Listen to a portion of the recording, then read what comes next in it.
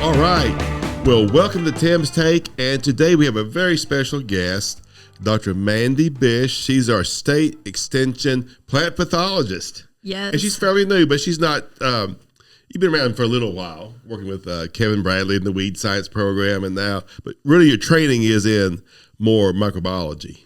Yes. And it's good to be back in the plant path world, or the dark side, as Dr. Bradley would call it. Oh, my goodness. Well, and we see diseases raise their ugly head from time to time. And we're seeing one in corn right now, tar spot.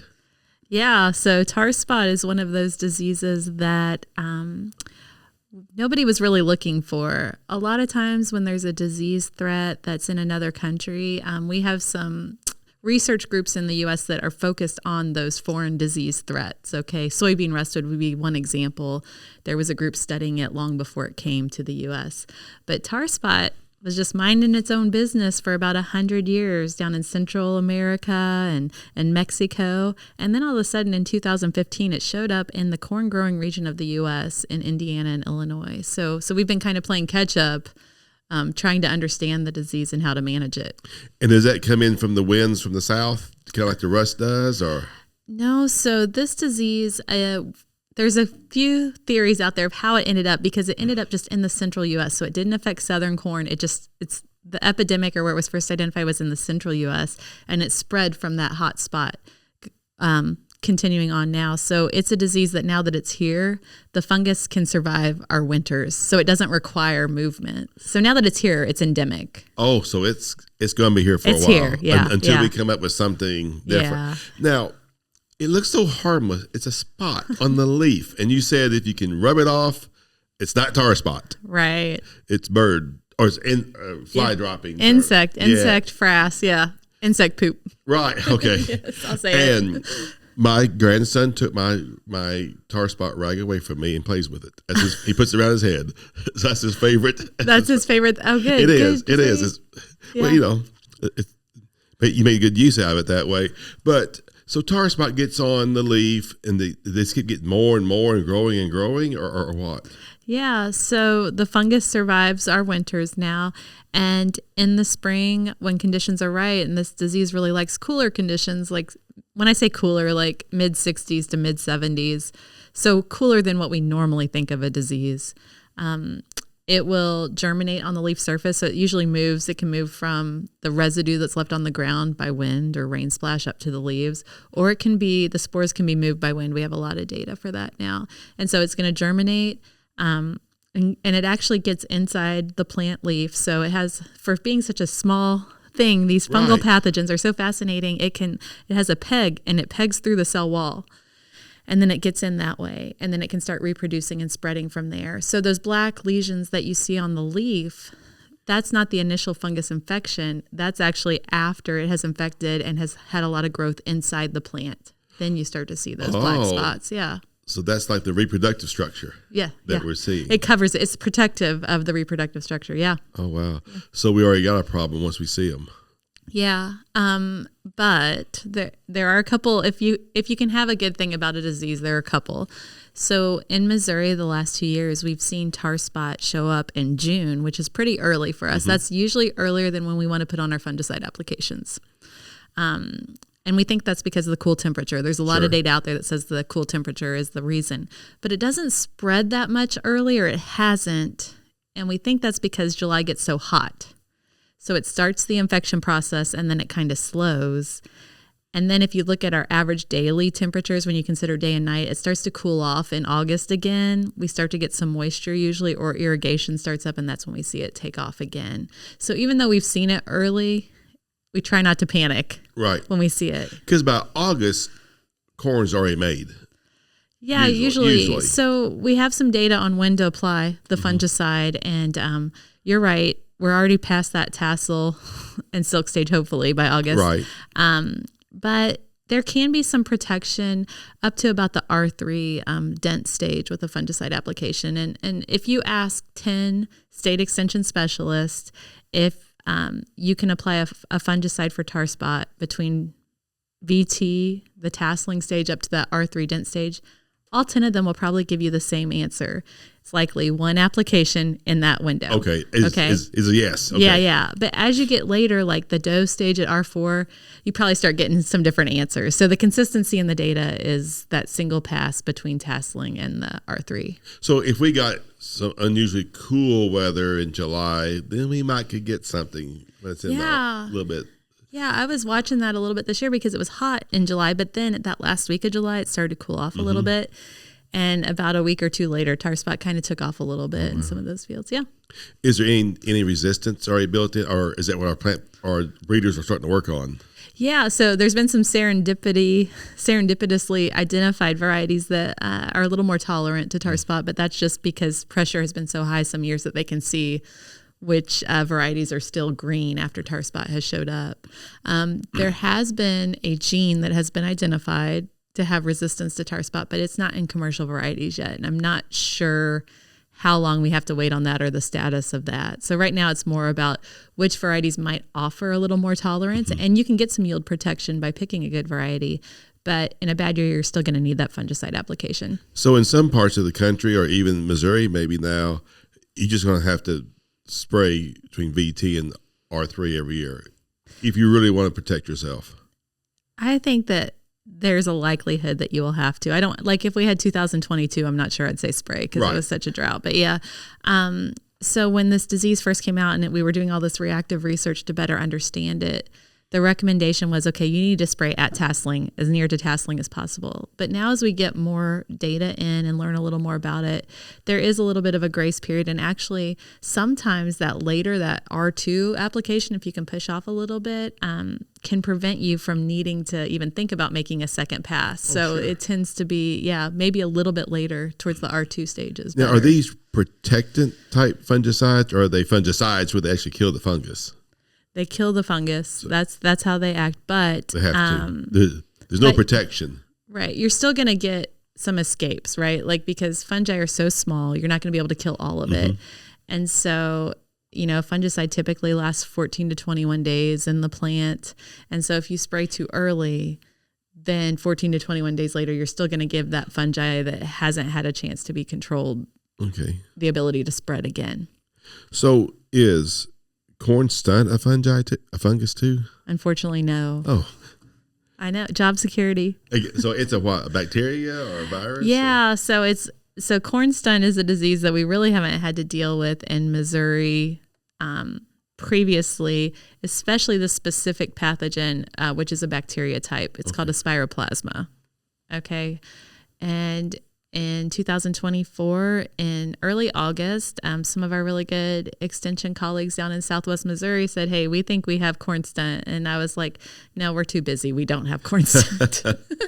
But they were right. We were able to confirm it using DNA. So corn stunt, like the name sounds, can cause corn to be shorter than normal, depending on when infection occurs, can cause that purpling or anthocyanin accumulation in the leaves, and can cause a lot of ear malformations. It could be no kernels, it could be aborted kernels, it could be enlarged kernels on every other spot, or it could be multiple ears. There's a lot of combinations. So it makes it hard to diagnose it specifically without the molecular test to confirm, because there are lots of things that can cause purpling of corn leaves, right? Yeah. Cold or weather. Even if deer eat the ear, then it starts to shunt those pigments called anthocyanins to the leaves. So there's a lot of things that can cause it. So we waited until we could confirm it with the DNA, and we were able to confirm with DNA that yes, this is the corn stunt spiroplasma. And we did see the carrier. So this disease requires a carrier, a vector known as the corn leaf hopper. So yeah, we were able to confirm that. So we thought Southwest Missouri, but then by the end of the season, we had confirmed it throughout much of the state.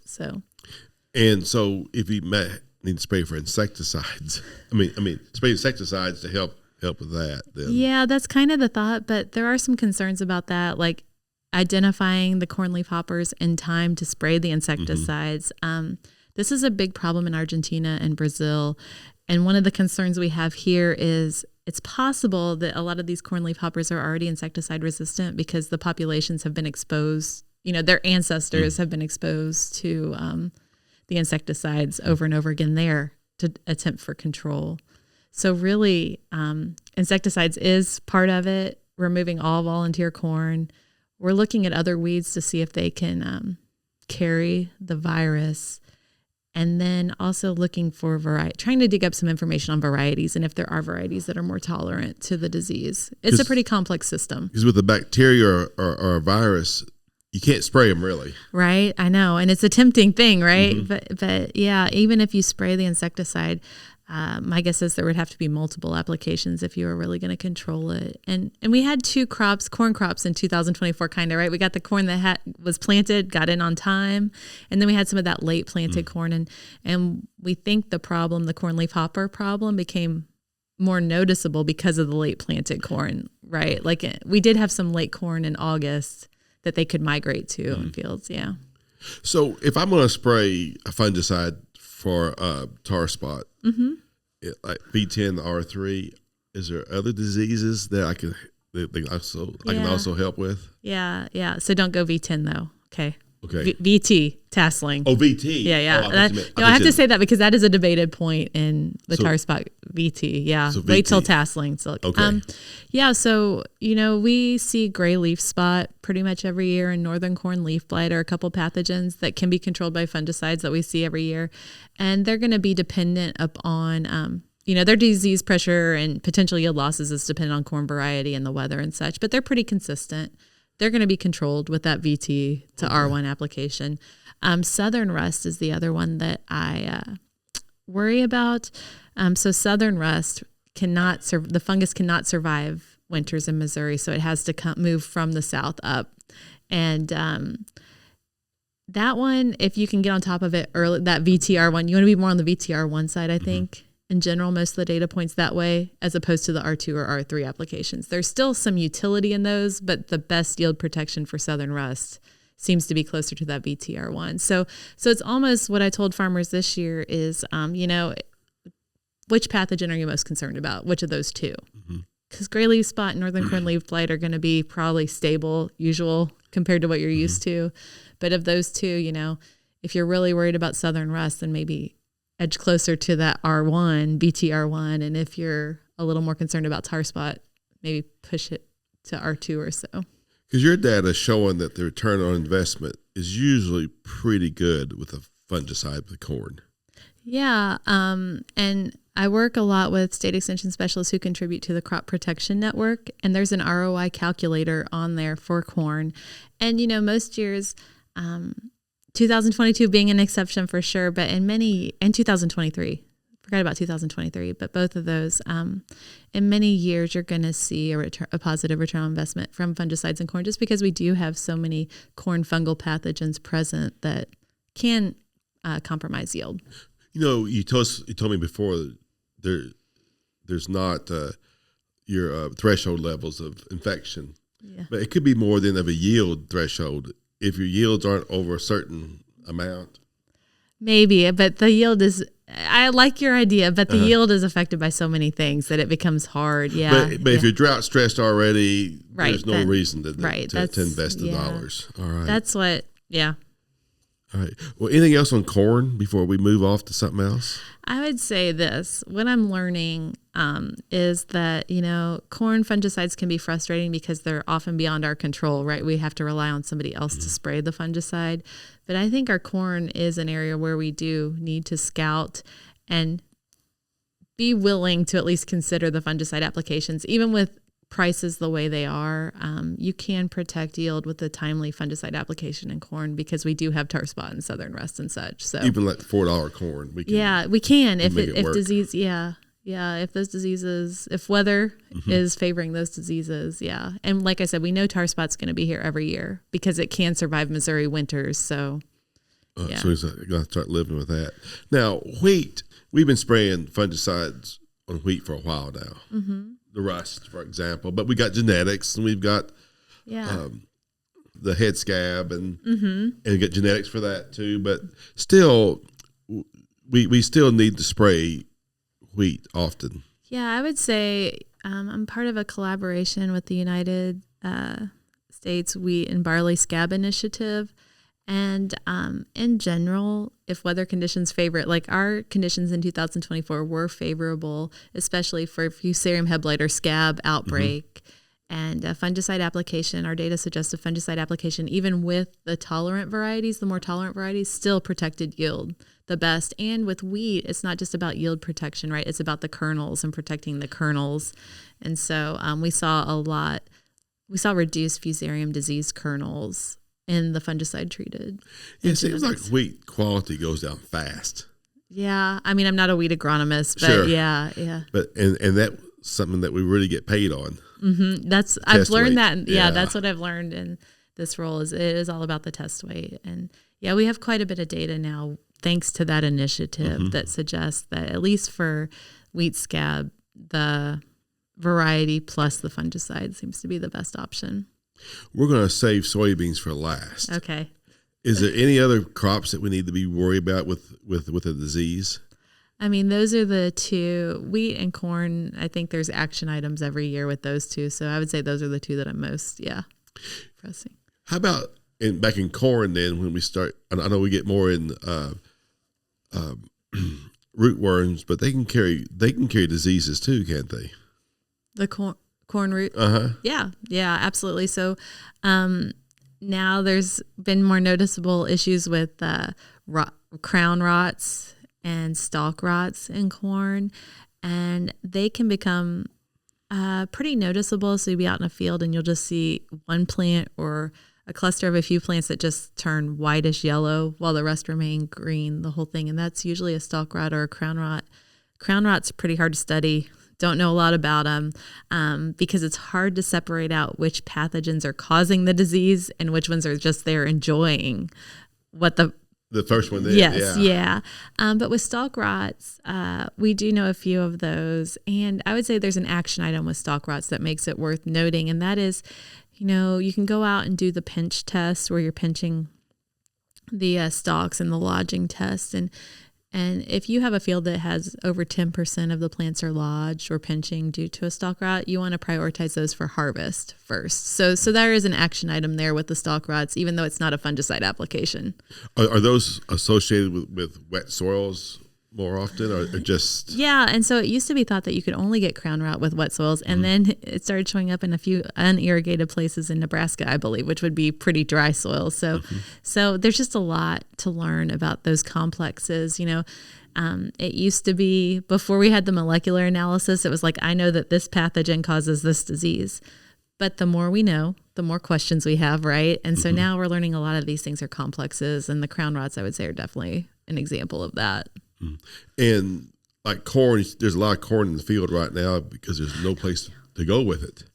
And this is when you can have some real issues if you have some stalk diseases. Right. Yes, absolutely. You do not want the corn going down. No. And that would be, But I don't envy farmers right now.